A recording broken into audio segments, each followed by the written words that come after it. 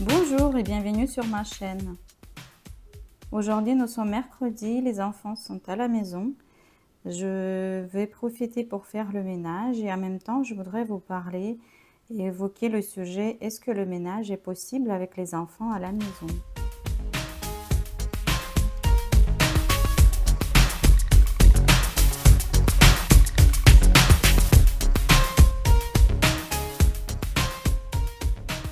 Les enfants ont demandé de regarder un dessin animé. Je n'étais pas contre puisque j'avais plein de choses à faire et ça m'arrange, comme ça je vais avancer beaucoup plus vite.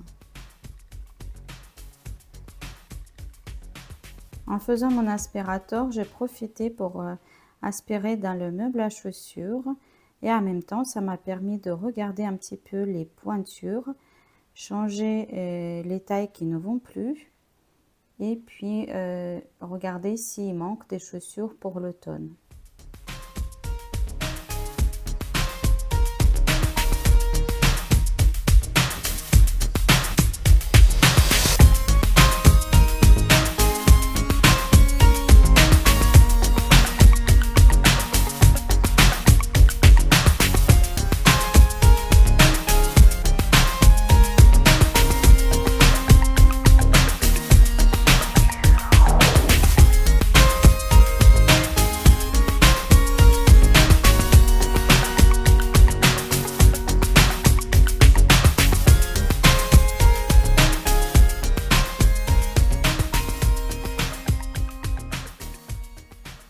Là, je m'aperçois que les chaussures, ils étaient abîmées parce que apparemment Sophie, elle a fait la panthère à la cour.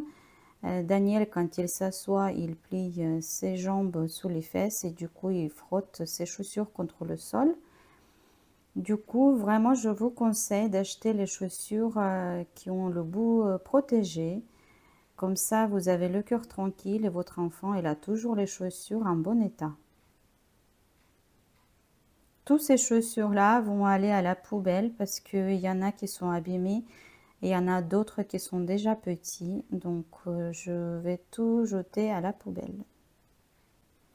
Ensuite, je vais profiter pour aspirer les matelas car ça permet de dépoussiérer. Et puis, on était malade il n'y a pas longtemps. Je préfère passer un bon coup d'aspirateur. Comme ça, c'est nickel, c'est propre et il n'y a pas de poussière.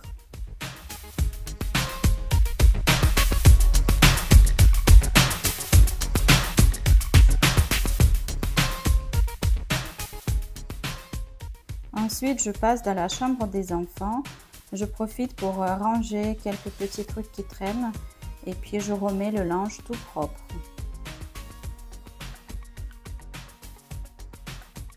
En même temps, je voudrais vous parler du sujet le ménage avec le bébé. Est-ce que c'est possible? En fait, dans mon cas, je vais vous expliquer comment je fonctionnais moi. Peut-être ça va aider beaucoup d'entre vous ou peut-être pas, mais j'espère que ça va être utile.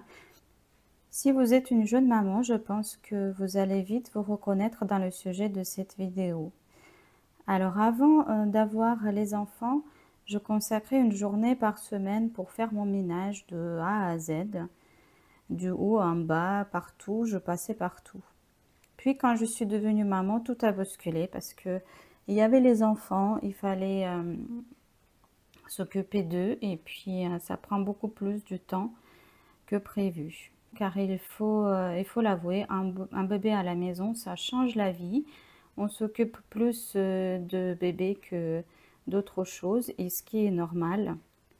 Du coup, quand j'ai vu que consacrer une journée pour faire le ménage de A à Z comme j'avais l'habitude avant, ce n'était plus possible.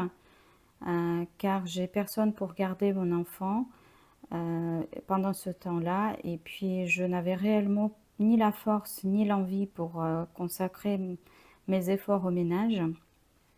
Donc je me suis dit, il faut que je me réorganise dans mon quotidien pour pouvoir profiter des moments avec mon enfant qui grandit si vite et pour que je puisse garder ma maison quand même un minimum propre et rangée.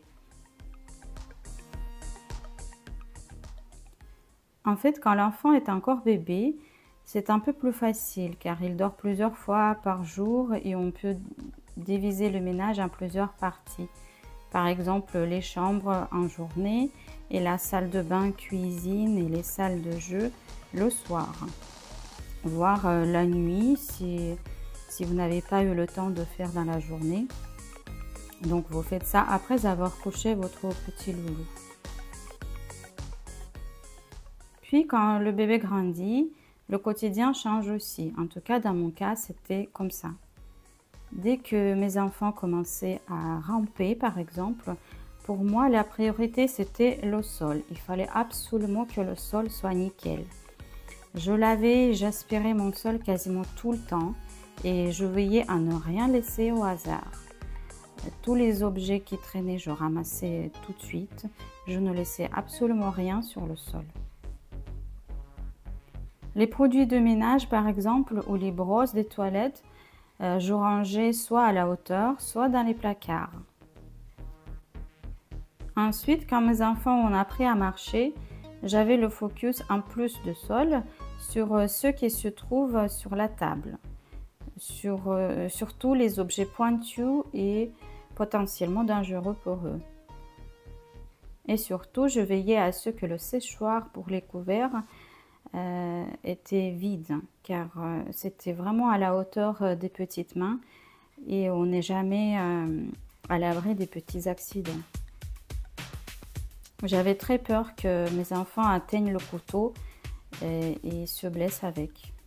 Ou bien une petite fourchette, ça peut blesser aussi. Comme on dit, il vaut mieux prévenir que guérir. Du coup, je ne laisse jamais ni couteau ni fourchette dans le séchoir à couvert. En fait, mon organisation dans les tâches ménagères suivait le développement de mes enfants. Et le reste, je faisais quand j'avais le temps et si j'avais le force.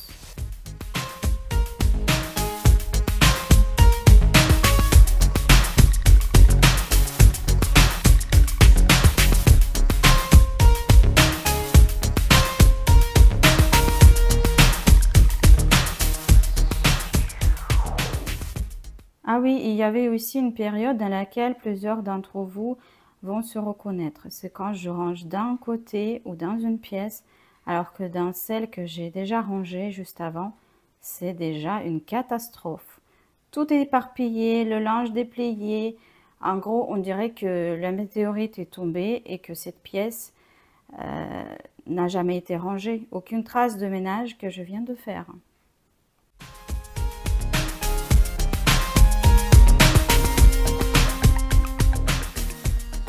Oui, c'est une situation classique que chacune d'entre vous a dû vivre au moins une fois dans la vie.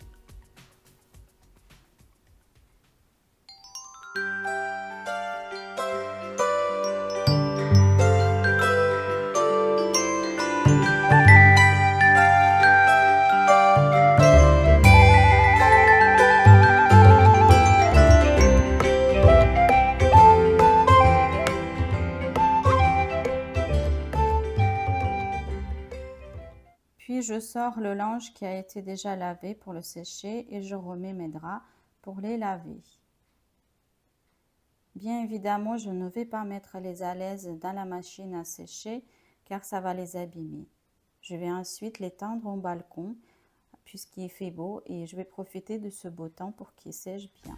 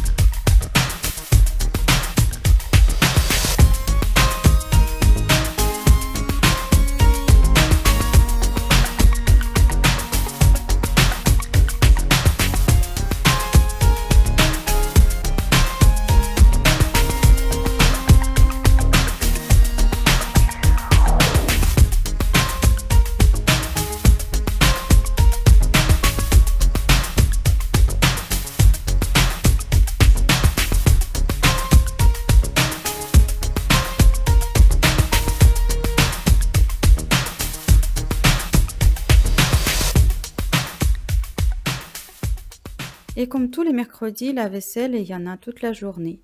J'ai la vaisselle, mais je ne sais pas pourquoi.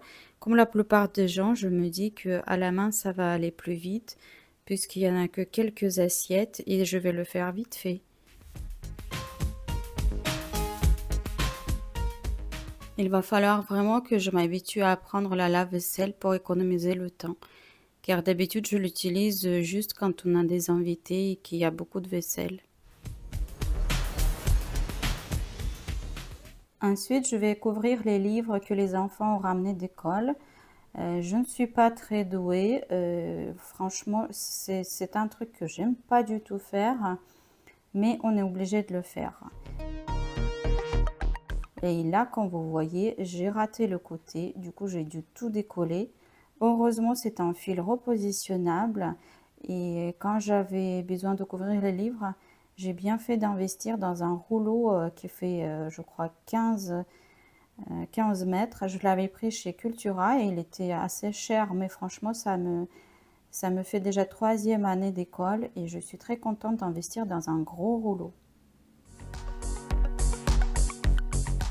Je pense que je vais vous laisser ici. Je vais continuer mon galère avec les livres. Et puis j'espère que cette vidéo vous a plu. Et n'hésitez pas à la partager et puis partager en commentaire vos astuces pour le ménage. Comment vous faites avec les enfants à la maison ou bien les enfants en bas âge qui sont tout le temps à la maison. Je pense que cela peut être utile et peut aider beaucoup de mamans qui sont désespérées dans les tâches ménagères.